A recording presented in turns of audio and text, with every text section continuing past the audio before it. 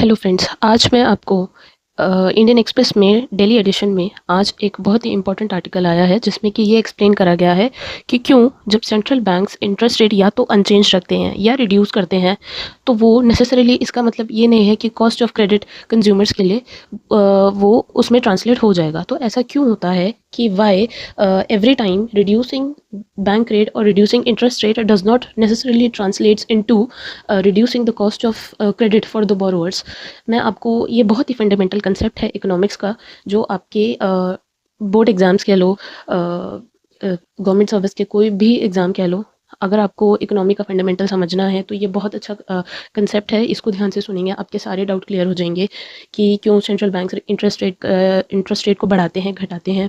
और हर बार ज़रूरी नहीं है कि जिस वजह से सेंट्रल बैंक ने इंटरेस्ट रेट घटाया है या बढ़ाया है वही रिजल्ट निकल के आए। तो चलिए मैं फटाफट आपको बताती हूँ क्या हुआ है। हाल ही में आरबीआई की मॉनेटरी पॉलिसी कमेटी की एक मीटिंग हुई है जिसमें कि इंटरेस्ट बैंक रेट जो है, रेपो रेट जो है, उसको अनचेंज रखा गया है।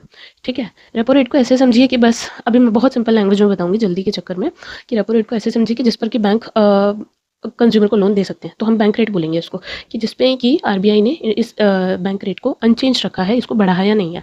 आपको भी पता है अगर बैंक इंटरेस्ट रेट बढ़ा देंगे तो आप और मेरे जैसे जो लोग हैं, हम लोग अगर लोन लेंगे तो हमें वो लोन महंगा मिलेगा, हमें ब्याज ज़्यादा देना पड़ेगा। लेकिन अब आरबीआई ने इस इंटरेस्ट रेट को तो अनचेंज रखा है, तो इसका मतलब कि आरबीआई क्या चाहता है कि cost of credit for the Indian consumer, ठीक है, या इंडियन बिजनेसेस, स्मॉल बिजनेसेस, किसी भी तरह के बिजनेसेस हों, उनके लिए कॉस्ट ऑफ क्रेडिट कम रहे। तो इसका मतलब क्या होता है कि आरबीआई चाहता है कि इकोनॉमी में ग्रोथ आए, इन्वेस्टमेंट हो, कंज्यूमर खर्च करे, मनी सर्कुलेट करे। ठीक है, अब क्या हुआ है कि आरबीआई ने तो इस एम से इंटरेस्ट रेट नहीं बढ़ाए। लेकिन आप देखिए कि इंटरेस्ट रेट जो होता है, नॉमिनल इंटरेस्ट रेट की जो इक्वेशन होती है, जो हम सब लोगों ने 11th या 12th में पढ़ी है, क्या होती है? Real interest rate plus inflation, या फिर रियल इंटरेस्ट रेट की क्या इक्वेशन होती है? Nominal minus inflation. तो मतलब कि रियल इंटरेस्ट रेट, मतलब रियल में जो प्रभाव पड़ेगा इस इंटरेस्ट रेट को बढ़ाने या घटाने का, वो कैसे पड़ेगा कि या तो बैंक अपना इंटरेस्ट रेट बढ़ाएं या घटाएं, या फिर इन्फ्लेशन इकोनॉमी में बढ़े या घटे। अब हमारे केस में, इंडिया के केस में, आरबीआई ने अपना जो रेट है उसको नहीं चेंज करा है। तो अब जो फर्क आ रहा है इकोनॉमी में, वो सेकंड साइड ऑफ द वो जो दूसरा कंपोनेंट है इस इक्वेशन के राइट हैंड साइड पे, यानी कि इन्फ्लेशन, जो कि एक नेगेटिव कंपोनेंट है, माइनस है, माइनस साइन के साथ है, ये बढ़ रहा है।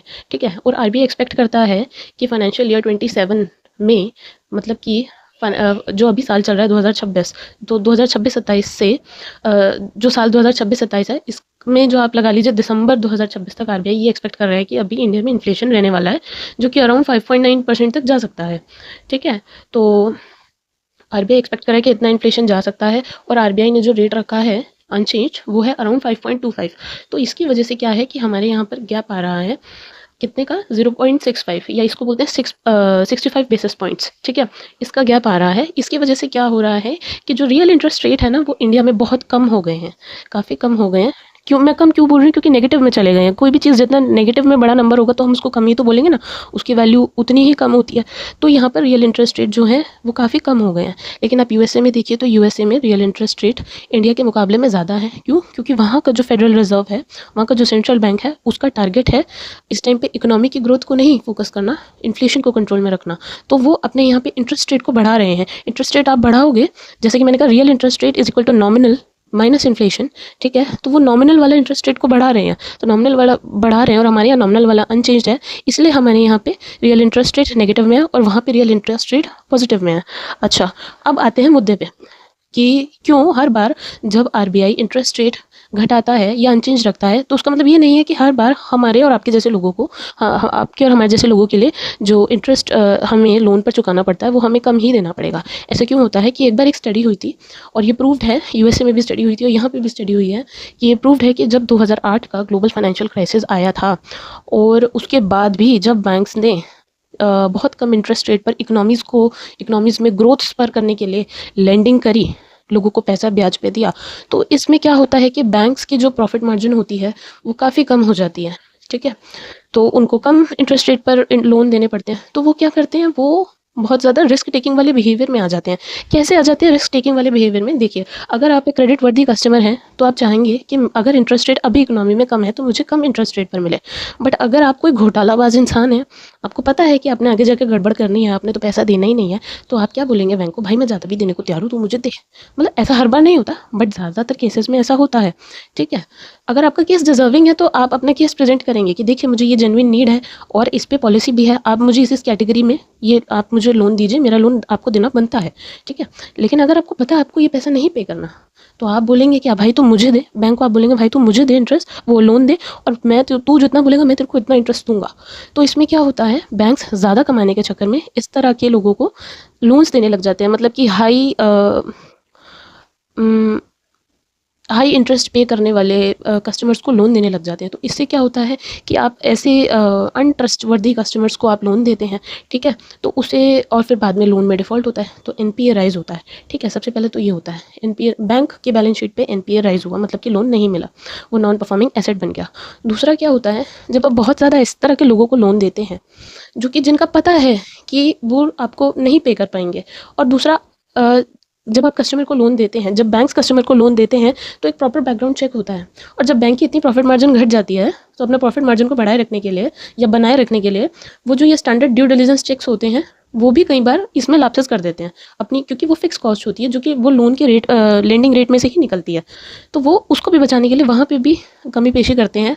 उसके बाद फिर इस तरह के लेस डिजर्विंग सब प्राइम बोरोवर्स को लोन दिया जाता है, ठीक है।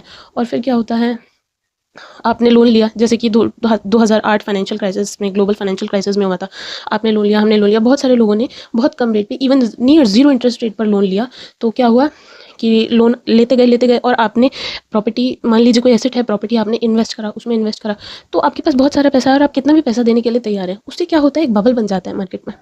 अगर एक प्रॉपर्टी 1 करोड़ की है, लेकिन आपके पास ज़्यादा पैसा है, तो आप 2 करोड़ भी देने के लिए तैयार हैं, 1.5 करोड़ भी देने के लिए तैयार हैं, तो इवेंचुअली क्या होता है कि एसेट की कॉस्ट बढ़ जाती है जेन्युइन कस्टमर के लिए भी। तो इससे तो जो बैंक चले थे, जो सेंट्रल बैंक का मोटिव था कि क्रेडिट की कॉस्ट कम रहे ग्रोथ बढ़ाने के लिए, वो तो इवेंचुअली डाई डाउन हो गया ना, वो तो मीट नहीं हुआ, क्योंकि रियल कस्टमर जो था, जो डिजर्विंग कस्टमर था, जिसकी वजह से एक्चुअली में इकोनॉमी बढ़नी थी, क्योंकि उसको काम करना था, उसको चोरी नहीं करनी थी, ठीक है, उसको तो वो लोन मिला नहीं, उसकी प्रॉपर्टी बनी नहीं, क्योंकि अगर वो उस प्रॉपर्टी उसकी बन जाती तो मे बी वो उसमें बिजनेस करता, कुछ भी प्रोडक्टिव एक्टिविटी करता, 1 का 10 गुना बनाता वो, तो उससे इकोनॉमी में प्रोडक्शन होती है, इकोनॉमी की साइकिल चलती है, वो चीज़ तो हुई नहीं।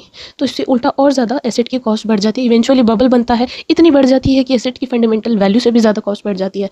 और फिर क्या होता है, फाइनेंशियली एक दिन एक ऐसा दिन आता है जब इतनी महंगाई इकोनॉमी में बढ़ जाती है कि सेंट्रल बैंक के पास, पहले ऑलरेडी सेंट्रल बैंक ने रेट घटा रखा है, अब सेंट्रल बैंक के पास रास्ता क्या होता है महंगाई कम करने का, रेट घटाना। ऑलरेडी जब आपने नियर जीरो इंटरेस्ट रेट का रखा है, अब आप और कितना रेट घटाएंगे इकोनॉमी को फिर से कंट्रोल में महंगाई को लाने के लिए, तो आपके पास अब महंगाई घटाने का ऑप्शन भी चला गया। एक तो आपने लोन दिया कि आपकी इकोनॉमी चले और डिजर्विंग लोगों को लोन मिले, लोग बिजनेस करे, ग्रोथ आए, लेकिन वो लोन चला गया ऐसे लोगों के पास जो कि बैड डेप्ट में, जिसकी वजह से बैड डेप्ट में लोन कन्वर्ट हो गया एंड नॉन परफॉर्मिंग एसेट बन गया, और तो और एसेट्स की कॉस्ट बढ़ गई, और वो एसेट डिजर्विंग लोगों के पास नहीं जा पाए, और वो एसेट की कॉस्ट बढ़ने के कारण इतनी ज़्यादा कॉस्ट बढ़ गई कि वो जो जितनी वैल्यू पर बैंक्स ने लोगों को लोन दे रखा था, उतनी वैल्यू वो डिजर्व भी नहीं करते, तो कहाँ से ला के देगा फिर बोरोवर वापस उसका पैसा? अगर बेचने जाएगा तो मिलेगा उसको मार्केट में उतना पैसा? अब सडनली अगर सेंट्रल बैंक यहाँ पर इंटरेस्ट रेट बढ़ाने की कोशिश करता है, क्योंकि उसने अभी तक रेट बहुत घटा रखे थे, महंगाई बढ़ गई, उसको रेट घटाने चाहिए थे, बट वो नहीं घटा पाया क्योंकि already interest rate near zero है। तो अब अगर सेंट्रल बैंक गलती से भी रेट बढ़ाता है, तो पूरा का पूरा ये जो सिस्टम है, ये बबल है, ये कोलैप्स कर जाता है। और क्या होता है, जब ये बबल बर्स्ट करता है, तो जो वो इतने ज़्यादा, जो 1 करोड़ की प्रॉपर्टी के रेट 5 करोड़ हो गए थे, सिर्फ लोन्स के बलबूते पर, एक के बाद एक जो लोगों ने उस प्रॉपर्टी को खरीदा, और उसके लोन बस यूं ही बढ़ते चले गए, वो अचानक से कोलैप्स करती है। लोग भागते हैं सेफर ऑप्शन की तरफ। क्यों सेफ ऑप्शन क्या है कि आपको एक कंट्री का सेंट्रल बैंक प्रॉमिस कर रहे हैं कि हम आपको 5% इंटरेस्ट देंगे, ठीक है, लेकिन आपने उस टाइम पे पैसा लगा रखा था प्रॉपर्टी में, आपको लगा कि मुझे यहाँ से कल को जो कैपिटल एप्रिसिएशन होगा, जो भी किराया मिलेगा, मुझे वो सब लगा कि मुझे यील्ड अच्छी मिल जाएगी मेरे पैसे पे, लेकिन अब आपको लगा कि यहाँ पे तो इतना इंटरेस्ट मिल रहा है, तो मैं इसमें क्यों, रिस्की एसेट है ये, इसमें क्यों पैसा लगाऊं, मैं तो यहाँ लगाऊंगा। तो जो आपने 5 करोड़ की प्रॉपर्टी आपने जो खरीदी थी, इतना सारा मतलब लोगों से जब वो पास ऑन होकर प्रॉपर्टी आपके पास आई, आपने बैंक से लोन लेके प्रॉपर्टी खरीदी, अब आप क्या क्या उस प्रॉपर्टी को बेच पाएंगे 5 ही करोड़ पे? नहीं बेच पाएंगे ना। तो आप अगर आप जेन्युइन कस्टमर थे तो आपके लिए लोन और भी ज़्यादा महंगा हो गया, आप नहीं पे कर पाए। तो फंडामेंटल कंसेप्ट ये है कि हर बार अगर सेंट्रल बैंक किसी कंट्री का इंटरेस्ट रेट घटाता है या अनचेंज रखता है तो उसका मतलब ये नहीं है कि हर बार कस्टमर्स के लिए वो क्या बोलते इंटरेस्ट अफोर्डेबल लोन के ही रूप में वो ट्रांसलेट होकर कस्टमर के पास जा पाएगा, जेन्युइन कस्टमर के पास जा पाएगा, क्योंकि यही रीजंस है। ठीक है, तो इसके लिए क्या इलाज है, अब क्या कर सकते हैं बैंक्स? तो क्या करना चाहिए बैंक्स को कि आप, हमारा मेन मोटिव है कि पैसा मिले लोगों को, और ऐसे लोगों को मिले जो डिजर्विंग हैं और कम रेट पर मिले, बहुत कम रेट पर मिले। तो यहाँ पे क्या करना होगा कि ऐसे जो सिस्टम्स हैं, बैकग्राउंड चेक करने वाले जो सिस्टम हैं, क्रेडिट वर्दी कस्टमर को ढूंढने वाले जो सिस्टम है, इनमें इन्वेस्ट करा जाए, इनको अफोर्डेबल बनाया जाए। और जो जो आरबीआई का जो मोटिव है या जो सेंट्रल बैंक का जो मोटिव है कि हमें डिजर्विंग जो इंडियन पॉपुलेशन है इसको हमें बहुत ही कम रेट पर इंटरेस्ट दिलाना है अपनी इकोनॉमी को बढ़ाने के लिए, तो सिर्फ वही बात है, फिर अपना प्रॉफिट घटाओ आप। जो बैंक्स हैं वो अपना प्रॉफिट घटाएं और सिर्फ जो इंटरेस्ट वो चार्ज करें कस्टमर से, सिर्फ उतना ही चार्ज करें जितना कि ये स्टैंडर्ड जो ऑपरेटिंग कॉस्ट होती है किसी भी कस्टमर का बैकग्राउंड चेक करने में, जो जेन्युइन कस्टमर का बैकग्राउंड चेक करने में, इसके इंफ्रास्ट्रक्चर में जो कॉस्ट आती है, सिर्फ उतना ही आप चार्ज करो। तब जाके वो जो आपका जो लोन है वो एक जेन्युइन डिजर्विंग कैंडिडेट तक, सिटीजन तक पहुंचेगा और उसका वो रिजल्ट आएगा जो कि अल्टीमेटली सेंट्रल बैंक चाहता है कि यहाँ की इकोनॉमी में ग्रोथ आए। Okay, thank you. तो आई होप गाइस कि मैंने ये जो वीडियो बनाया है बहुत ही ज़्यादा सिंपल लेमैन कॉमन मैन के लैंग्वेज में बनाया है ताकि समझ आए, ऐसे से ऐसे इंसान को भी समझ में आए जिसने कभी ये कंसेप्ट ना सुना हो। तो आई होप आपको पसंद आए। आपको पसंद आया तो प्लीज़ लाइक करिए, शेयर करिए, सब्सक्राइब करिए। ना आए तो प्लीज़ कमेंट करिए, सजेस्ट करिए। Okay, thank you and bye.